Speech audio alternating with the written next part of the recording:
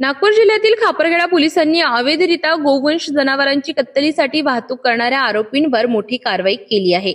मिळालेल्या सविस्तर माहितीनुसार खापरखेड पोलिसांना गुप्त माहिती मिळाली, त्या आधारे तांदुळवाणी गावाजवळ सार्वजनिक रस्त्यावर नाकाबंदी करण्यात आली। यावेळी MH40 CT 5742 क्रमांकाची महिंद्रा बोलेरो पिकअप थांबवून पंचासमक्ष तपासणी करण्यात आली।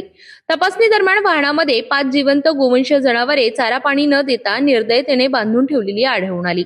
चालक राहुल योगेश केनेकर वय वर्ष 30, शुभम कृष्णाजी रोहणकर वय वर्ष 27 दोघेही राहणार वाकोडी, तसेच रमजान शकील कुरेशी वय वर्ष 30 राहणार खापा यांना जनावरांबाबत कागदपत्रांची विचारणी केली असता त्यांनी कोणतीही कागदपत्रे सादर केली नाही। ही जनावरे कत्तलीसाठी नेली जात असल्याचे प्राथमिक तपासात निष्पन्न झाले।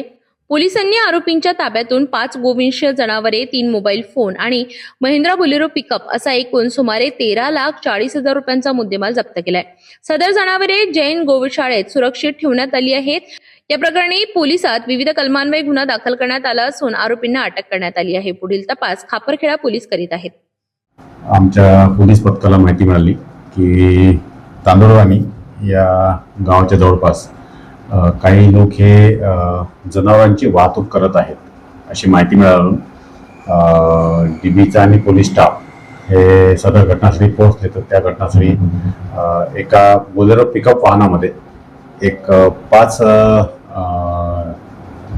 गाई जनावरे असे डांबून ठेवल्याचे नाकाबंदी दरम्यान आम्हाला मिळून आले।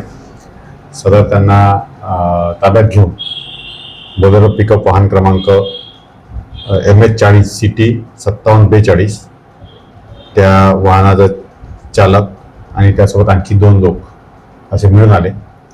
त्यांना सदर वाहन आणि सदर जनावरांबद्दल विचारपूस केली, त्यांनी त्याबद्दल काही समाधानकारक उत्तरं दिले नाही। त्यामुळं त्यांना पोलिसांना आणून त्यांच्यावर सविस्तर गुन्हा दाखल करण्यात आलेला आहे। मध्ये आहेत राहुल योगेश केनेकर वय 30 वर्ष राहणार वाकोडी, शुभम कृष्णाजी रोहणकर वय 27 वर्ष राहणार वाकोडी, त्याचप्रमाणे रमजान शकील कुरेशी वय 30 वर्ष हा खापा येथील राहणारे आहेत। त्यांच्याकडून जप्त मुद्देमालमध्ये एकूण 5 जनावरे, त्यांची किंमत जवळपास 1 लाख रुपये, एक बोलेरो पिकअप वाहन त्याची किंमत जवळपास 12 लाख रुपये आणि या दरम्यान आपण त्यांचे मोबाईल जप्त केलेले आहे।